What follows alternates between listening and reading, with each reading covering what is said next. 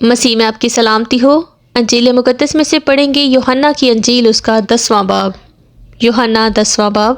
میں تم سے سچ کہتا ہوں کہ جو کوئی دروازہ سے بھیڑ خانہ میں داخل نہیں ہوتا بلکہ اور کسی طرف سے چڑھ آتا ہے، وہ چور اور ڈاکو ہے، لیکن جو دروازہ سے داخل ہوتا ہے وہ بھیڑوں کا چرواہا ہے۔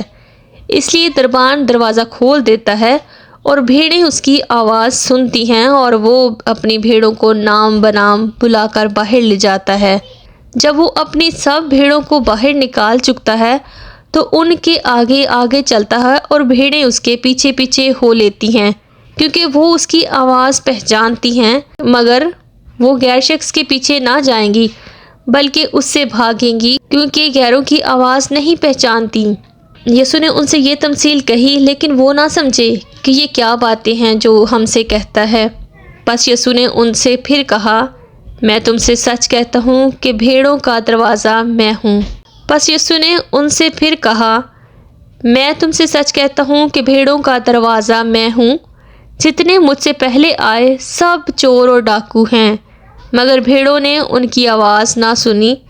دروازہ میں ہوں، اگر کوئی مجھ سے داخل ہو تو نجات پائے گا، اور اندر باہر آیا جایا کرے گا اور چارہ پائے گا۔ چور نہیں آتا مگر چرانے اور مار ڈالنے اور ہلاک کرنے کو۔ میں اس لیے آیا ہوں کہ وہ زندگی پائیں اور کثرت سے پائیں۔ اچھا چرواہا میں ہوں۔ اچھا چرواہا بھیڑوں کے لیے اپنی جان دیتا ہے۔ مزدور جو نہ چرواہا ہے نہ بھیڑوں کا مالک، بھیڑیے کو آتے دیکھ کر بھیڑوں کو چھوڑ کر بھاگ جاتا ہے، اور بھیڑیا ان کو پکڑتا اور پراگندہ کرتا ہے۔ وہ اس لیے بھاگ جاتا ہے کہ مزدور ہے اور اس کو بھیڑوں کی فکر نہیں۔ اچھا چرواہا میں ہوں۔ جس طرح باپ مجھے جانتا ہے اور میں باپ کو جانتا ہوں، اسی طرح میں اپنی بھیڑوں کو جانتا ہوں، اور میری بھیڑیں مجھے جانتی ہیں، اور میں بھیڑوں کے لیے اپنی جان دیتا ہوں۔ اور میری اور بھی بھیڑیں ہیں جو اس بھیڑ خانہ کی نہیں، اور میری اور بھی بھیڑیں ہیں جو اس بھیڑ خانہ کی نہیں، مجھے ان کو بھی لانا ضرور ہے، اور وہ میری آواز سنیں گی۔ پھر ایک ہی گلا اور ایک ہی چرواہا ہوگا۔ باپ مجھ سے اس لیے محبت رکھتا ہے کہ میں اپنی جان دیتا ہوں تاکہ اسے پھر لے لوں۔ کوئی اسے مجھ سے چھینتا نہیں بلکہ میں اسے آپ ہی دیتا ہوں۔ مجھے اس کے دینے کا بھی اختیار ہے اور اسے پھر لینے کا بھی اختیار ہے۔ یہ حکم میرے باپ سے مجھے ملا ہے۔ ان باتوں کے سبب سے یہودیوں میں پھر اختلاف ہوا۔ ان میں سے بہترے تو کہنے لگے کہ اس میں بدرو ہے اور وہ دیوانہ ہے، تم اس کی کیوں سنتے ہو؟ اور انہوں نے کہا، یہ ایسے شخص کی باتیں نہیں جس میں بدرو ہو۔ کیا بدرو اندھوں کی آنکھیں کھول سکتی ہے؟ یروشلم میں عید تجدید ہوئی اور جاڑے کا موسم تھا، اور یسوع ہیکل کے اندر سلیمانی برآمدہ میں ٹہل رہا تھا۔ پس یہودیوں نے اس کے گرد جمع ہو کر اس سے کہا، تو کب تک ہمارے دل کو ڈاواڈول رکھے گا؟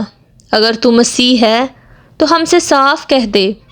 یسوع نے انہیں جواب دیا کہ میں نے تو تم سے کہہ دیا، مگر تم یقین نہیں کرتے۔